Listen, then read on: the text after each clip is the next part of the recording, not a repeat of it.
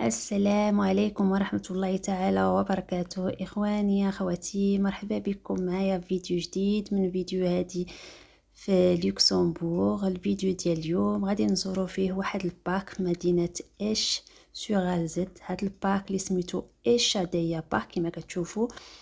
الباك اللي فيه الحيوانات الأليفة فقط، هو ليس حديقة الحيوانات يعني كما كتعرفوا الحدائق الحيوانات اللي معروفين. هذا لا، فيه فقط حيوانات أليفة، فيه واحد الجو هادئ، واحد يعني فيه بزاف الحاجات اللي يقدروا يعجبوكم. انا صورته في الصيف بصح ما استطعتش انني نحطه في الصيف.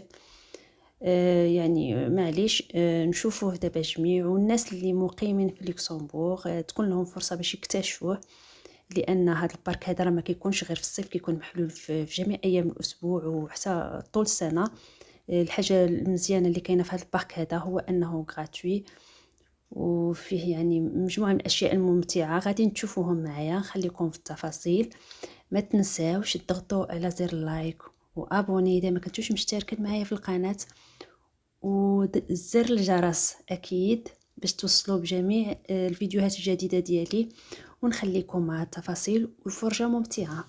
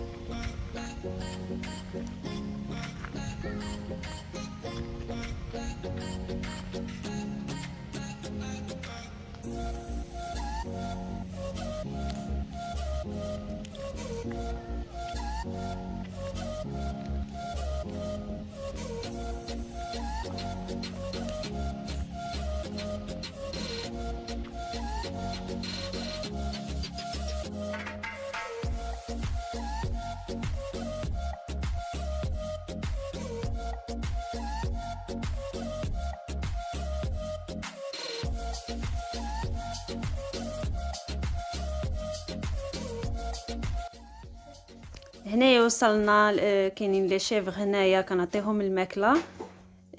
بغيت نقول لكم بلي ان الماكله هنايا كتكون في لونطري غراتويتمون، ما عندناش لو دغوا اننا نعطيوهم شي ماكله ديالنا ولا نشريو شي ماكله ونعطيوها لهم. هما كيحطوا الماكله تما في البارك، كل واحد كياخذ ساشي لا كونتيتي اللي بغا، وهكذا كنستمتعوا مع الحيوانات، نعطيهم ياكلوا كما كتشوفوا. ها هما دايرينها في لافيش بلي راه سي انتردي نعطيوهم زعما الماكله اللي جبناها معنا ولا شي حاجه. كنشوف انها فكره جميله زعما مزيان. الاطفال هنا كيعجبهم الحال، يفرحوا مع الحيوانات. بخصوص هاد النوع د الحيوانات انا كنفضلهم، يعني يفكرونا في الحياه الباديه وفي هاد الحيوانات الاليفه. يعني انا كنحبذهم اكثر من الحيوانات المتوحشه.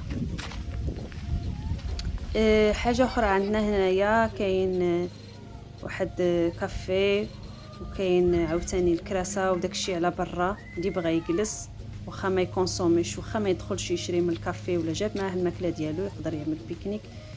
كاينين الطوابل تما، كاين لي طواليت هانتوما كتشوفوهم. غادي ندخلوا دابا الكافي تشوفوها كيفاش دايره من الداخل، وما كيكونوش الناس بزاف. تقدروا تدخلوا لداخل تجلسوا فيها، تقدروا تجلسوا على برا. الكونسوماسيون ما غالياش بزاف، كنظن انهم كيكونوا حتى في الوقت البرد مفتوحين.